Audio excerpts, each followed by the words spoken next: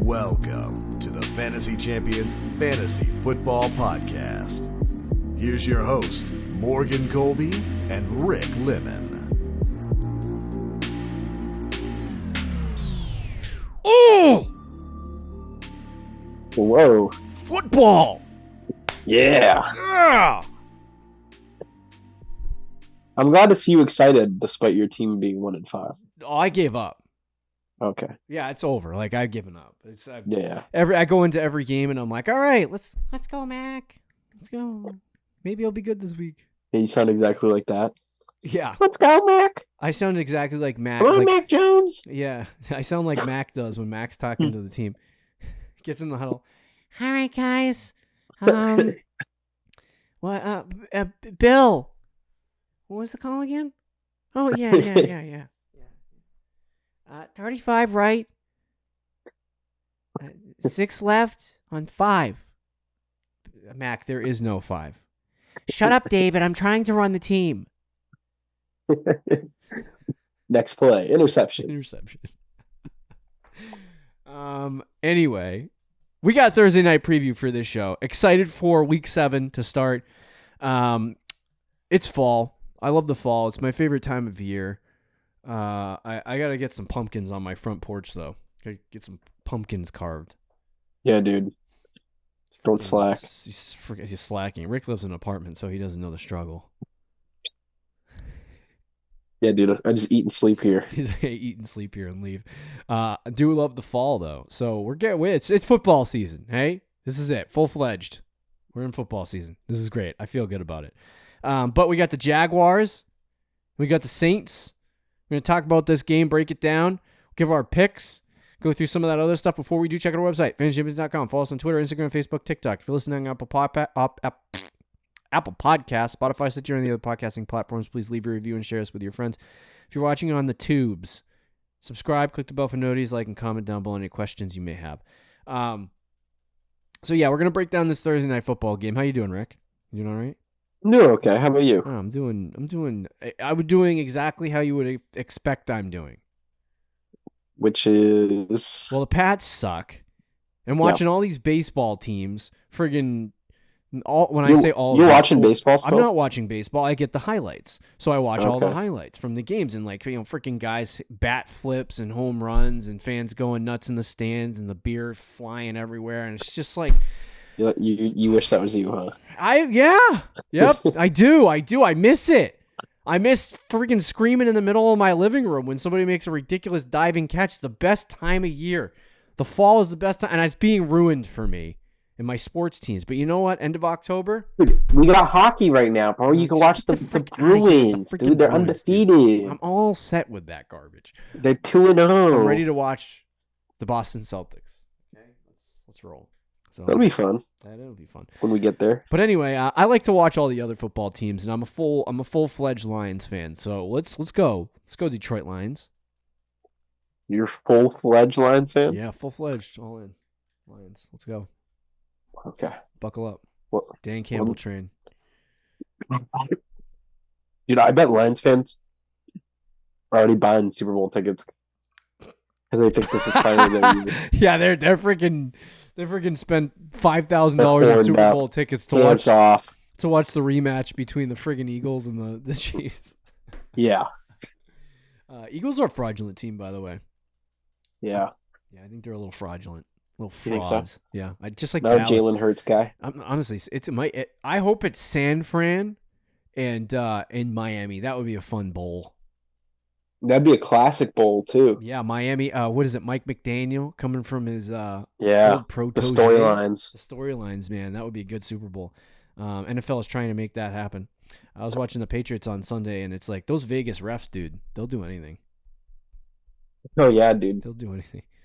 Was officiating around the league just in general really bad yesterday? Did I feel like? I don't know. Or on Sunday, I feel like it's freaking atrocious, dude. I was like every game I was watching, I was like the Patriots game against the Pats and the Pats Raiders, right? This is already going to be a game where we're scoring under 30 points. So, which, hey, they scored over 32, something like that.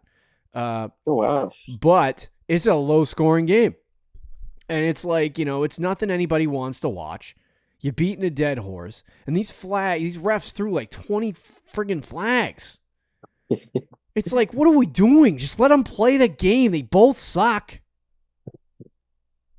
Let them suck it out. Oh my god, dude! It's like just ridiculous. Yeah, let them suck it out, and like just. I can't figure it out. There's so many flags in that game. I was like, these guys spent the weekend gambling and they're trying to get their over-unders correct. That'd be me as a ref.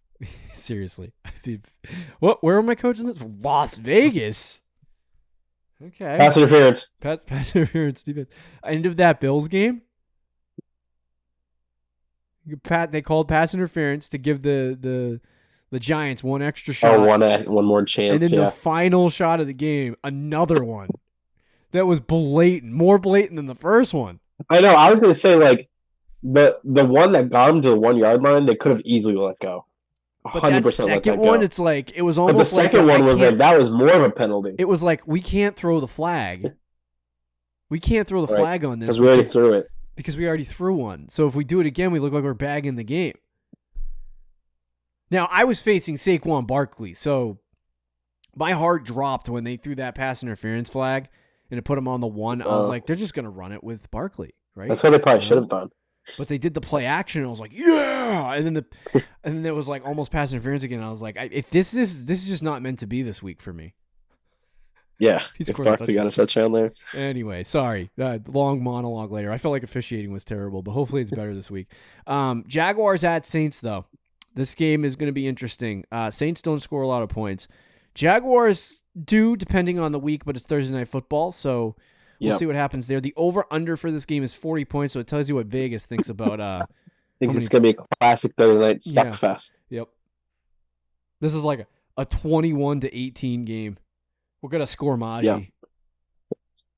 Yeah, and then we'll talk about it, but there's also some injuries, too, that could affect the score in the game. You need to let me know who's injured because I don't know.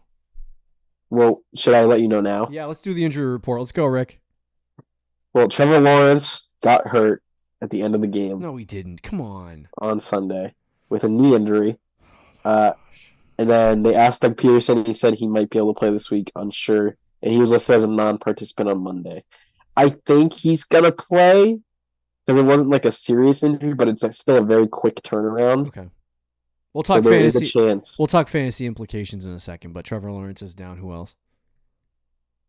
And then Derek Carr also, I guess, is battling an injury, but he was listed as limited, so he might play. Okay. He's probably got a better shot. Okay. But there is a chance that we get two backup quarterbacks here. Oh, that's good. Good news. The over. I would absolutely smash the under. I saw this total though, and I was like, I'd take the over on it. To be honest with you, it's a real low. Yeah. Over. Is it a Thursday night trap? Where the over under is so low, so you have to take the over, but it's Thursday night? It could night. be. Last week though, I hit my over under. So. Oh, okay. Yeah. So I didn't even know. I looked at my app on Sunday to put in some bets, and I was like, whoa! I won my bet. It's because I put it in too early. I put it in on freaking Monday. And you just totally forgot about it. Yeah. So that's the way to do it. Yeah, that's the way to do it. Totally. But Rick. So we'll make our predictions at the end of the show. Who's going to win the game? Rick is 6-0, and I'm 4-2. So I've just been following what Rick has been saying and getting it right. Yeah, I think this week though I might see my first. I'm not confident in no matter what team I pick for this one. I agree. All right, so let's break down the first team here. We got the Jacksonville Jaguars on the road.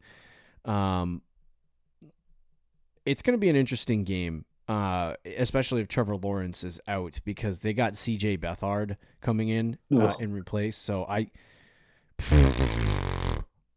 don't want nothing to do with that. If T-Law plays, though, you got to start him. Yeah. T-Law, well, he hasn't been good this year. And see, I told you that. You said no. Well, he's been good in real football. Has he been? Really? You think so? Yes. What happened to the generational talent, though? I thought PFF. Do you know where PFF has him ranked? Yeah. So when you have to go to PFF, no, trust me, I know this with Mac Jones. If you have to go to PFF numbers, you're effed. No, but I've watched almost every Jaguars. No, he's a good quarterback. I just mean like he was supposed to be generational. Throws like he'll make a throw. Generational, maybe not. That's what he's supposed to be. is what I'm saying. He's okay, but if you're like he's a generational quarterback, and then he ends up being like the sixth best quarterback in the league, I think I would take that. Okay, yeah, that's fair. Continue. I don't even think he's the sixth best, but he's top 10, and he's still young, where he can get to top 5. Anyway, he makes throws this year. I believe, first of all, the Jaguars as a team are top 5 in drops. Cool. Their offensive line is kind of mid. He'll make throws. He'll make like 2 guys miss, and then throw a dot down the sideline. Then like Christian Kirk will just drop it, and he's had so many plays like that all year.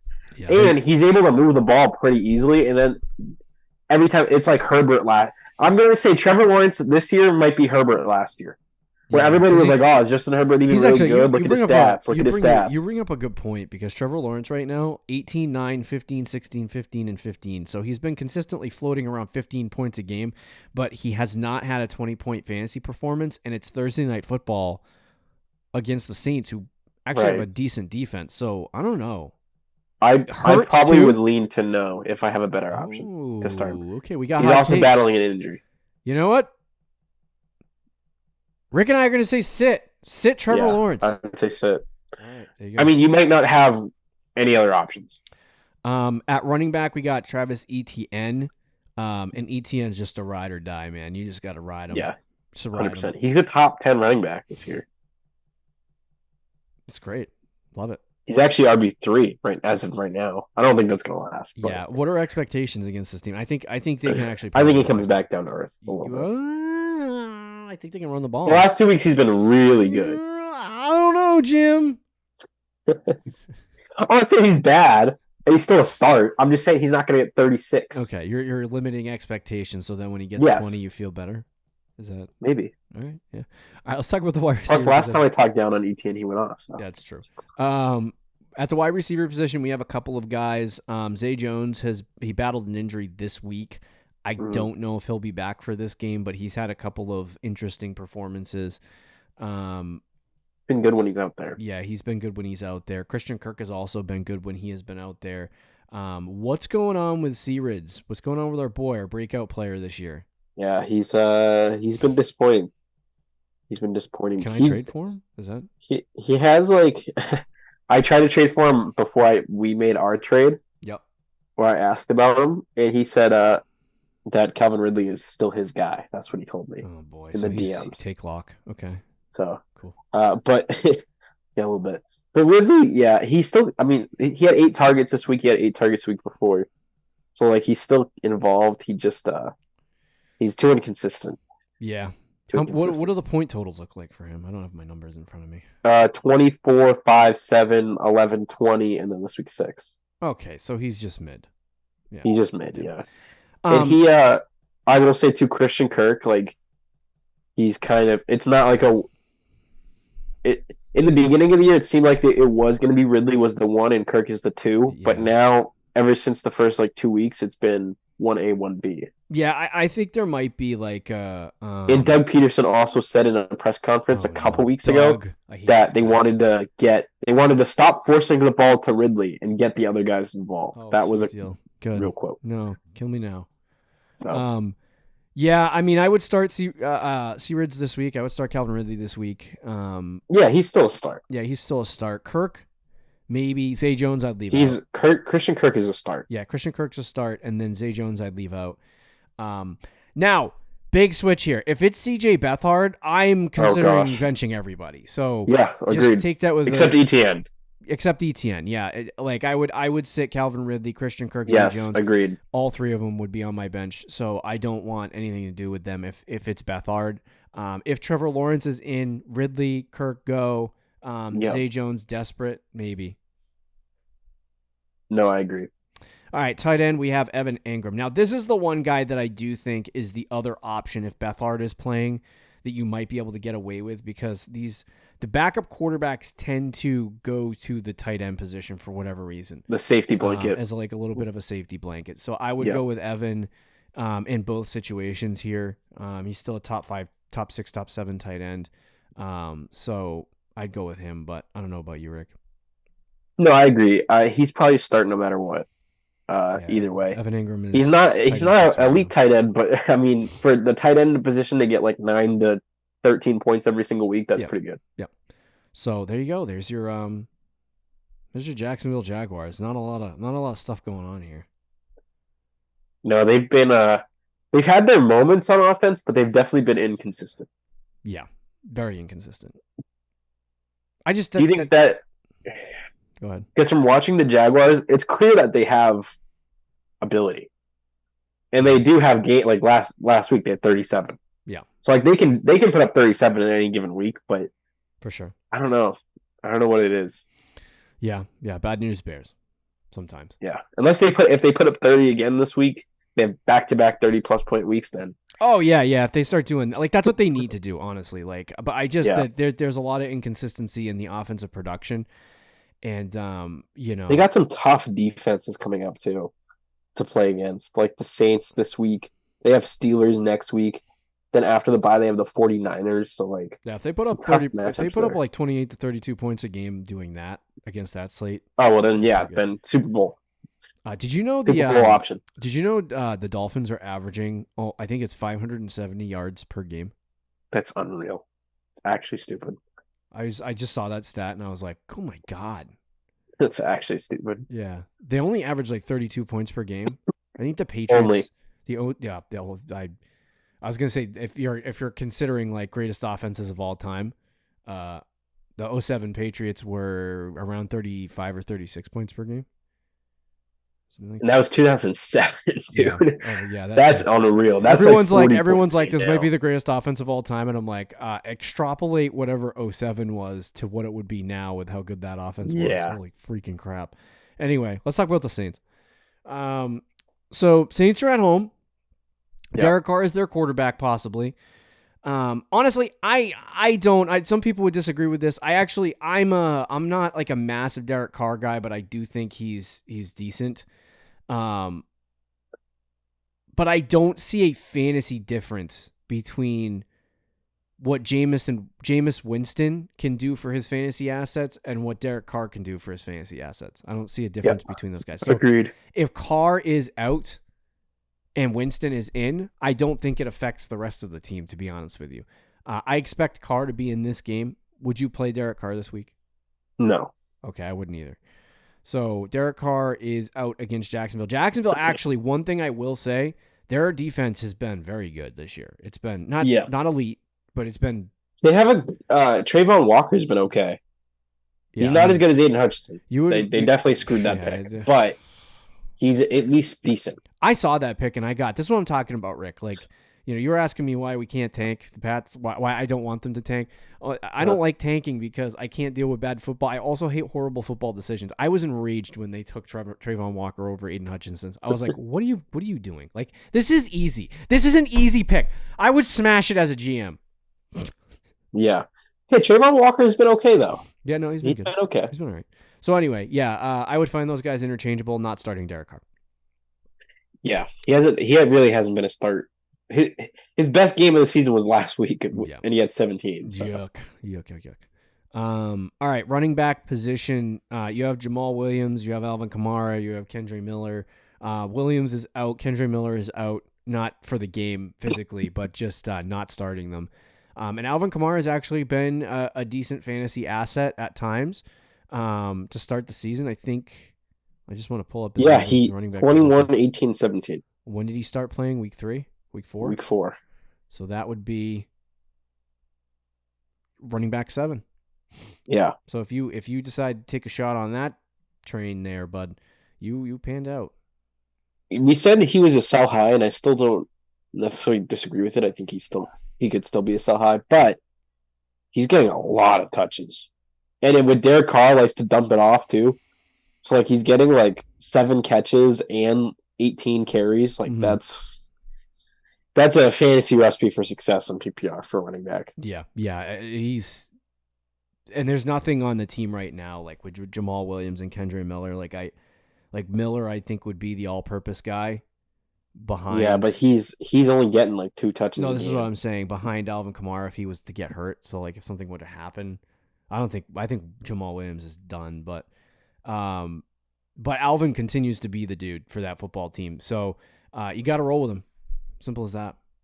Yeah, agreed. What are your expectations for him against Jacksonville, though? I wouldn't expect anything too crazy, but with his receiving floor, I would expect at least like 12 to 15 points. Okay. And then maybe, a touchdown would make it 20. I agree. All right, let's talk about the wide receivers. We have Chris Olave and Michael Thomas and Rashid Shaheed. This is a good matchup for the wide receivers because the wide receivers have had some success against Jacksonville.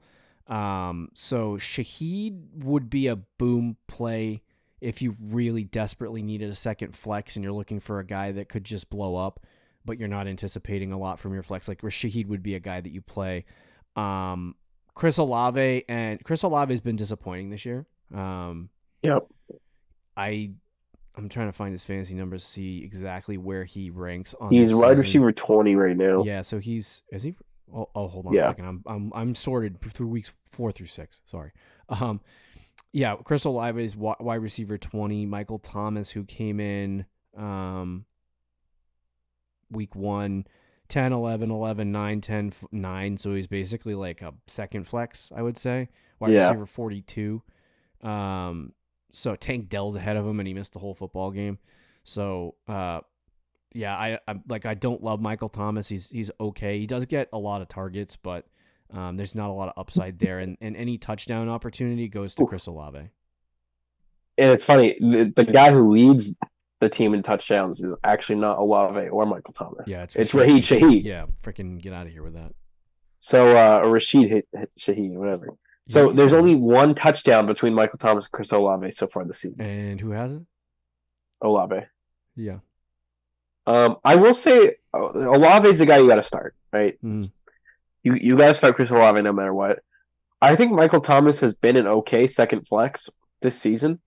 Mm-hmm. He's got a floor, so like he's going to get 9 to 12 fantasy points. And for a second flex, if you're getting 10, 11 points every single week, I'm okay with that. Mm-hmm. And he hasn't had a touchdown yet this year. Okay. So he's a touchdown away from getting a big week. So I'm okay with starting Michael Thomas. If you're in like a smaller league, though, like a 10-person, one flex, you're probably not starting Michael Thomas. Okay. But if you're in a league like ours where it's 12 teams and 2 flex, then yeah, Michael Thomas is a good start. For all 3 of these guys, do you expect better games than usual or just... No, not necessarily. It's Thursday Night Football. It's going to be gross. Yeah. So I don't have high expectations for any of them. Yeah. But I would definitely start Olave. I would probably start Michael Thomas depending on what your team and your league looks like. And then I'm not going to start Rashid Shaheed. I don't care if he had Rashid Shaheed. I don't care if he's had a couple of games. Shaheed's mother. You can't have named him thinking that this was a good idea. I mean, this is his name's cool, but like I can't say it. I know it's throwing me off. Shaheed, like maybe it was like a dead relative, or maybe there's a meaning behind it. Yeah, you never know. What about Juwan Johnson? No, me neither. All right, there you go. That's an obvious no for me. Yeah, so there's the Saints. Not a ton of fantasy opportunity or fantasy matchups. I don't think I have any of these dudes in fantasy, by the way. Which is probably a good thing. You probably made the right choice not investing in the Saints. I love ETN. I love that guy. On either team, you don't know if anyone? Yeah, I was talking about both. Wow. I definitely got a lot of Calvin Ridley in Dynasty. I tried to get Calvin Ridley, but dude, not working out for me. All right. Let's get to our picks. Rick, official pick for over-under? I'm going to buy into the trap because I think 40 is just low. I'll say the over, but I'm not confident in that. Yeah, I'm going to take the over too. And then your official pick for the game. Pick winner. I'm legitimately torn 50-50. I think the Jaguars have the better team. My heart says the Jaguars. My head says, though, the Saints coming off a loss at home. And it's a Thursday. It feels like this is a Saints win. I'm going to take the Jaguars.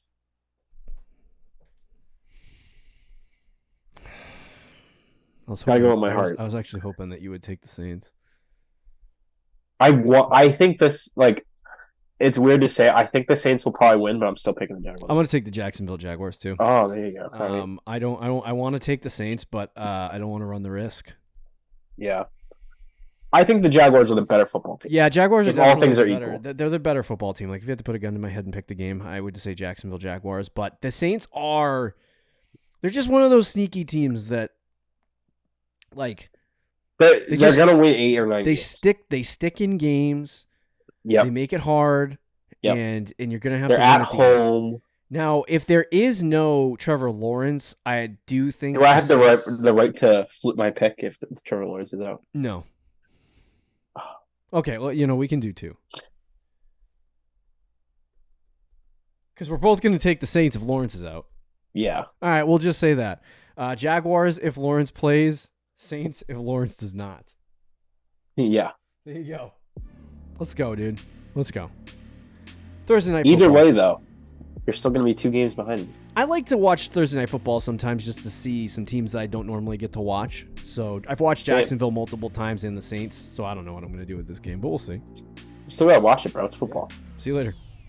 See ya. Thank you for listening to the Fantasy Champions Podcast. Make sure you subscribe on iTunes and YouTube and follow us on Twitter @TheFFChamps.